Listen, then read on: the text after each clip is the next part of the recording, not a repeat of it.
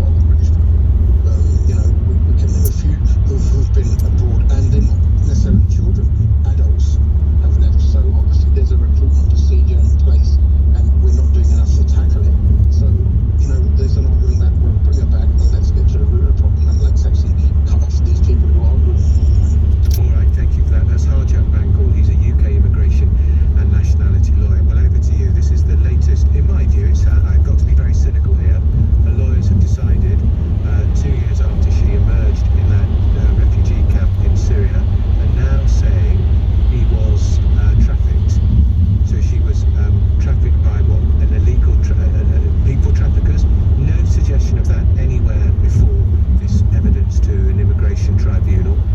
They not just plucked this idea out of thin air to try to get her back, because as Harjat Bangor explained, if they could prove she was trafficked, then she could come back here and fight her case here. And what of the idea of bringing this woman back? Just think about this. We just had the result of the inquest into the London Bridge terror attack. Usman Khan had been in prison. He was released from prison. He was on a rehabilitation course. The authorities thought he was doing very, very well, but he'd turned his back on the poisonous propaganda of IS, a system that wants to bring down everything we believe in the West, everything. The capitalist system, an organisation that is medieval in its cruelty to women, raping them, burying alive children, murdering British charity workers, a cruel medieval organisation. But this man, remember, Usman Khan, was on a rehabilitation course at London Bridge when he showed his true face, his true colour. He struck and he murdered two people who were actually working on that rehabilitation course to help people like him, who they thought had seen the light, had turned their back on the vile ways of IS. So now we're told that Shamima Begum is a changed woman. She wasn't in that first interview when she was interviewed by the Times. She was unrepentant. She said it didn't turn her head at all when she saw chopped off heads in skips. She was supposedly, one of her jobs was to sew people into suicide bomb jackets. What a charmer she is. So how can we really contemplate bringing her back? Because she could still be potentially a threat to national security. She could come back, tell the authorities like Usman Khan, she's rehabilitated, she's reformed, she's changed her mind, she's changed her style, and all the time she's still got murderous hatred in her heart for the British way of life. Should she come back? I don't think so. Do you? 0345 6060 973. You text 84850. You tweet at LBC. And what do you think of this idea from her lawyers today? After 2 years in a camp, they've come up with this idea. She was a victim of people trafficking. Not heard a word about this before, nor had the immigration lawyer I just spoke to either. Not a single word. Sounds to me like they thought this is the way to try and get her back. Sounds to me like that unless they've got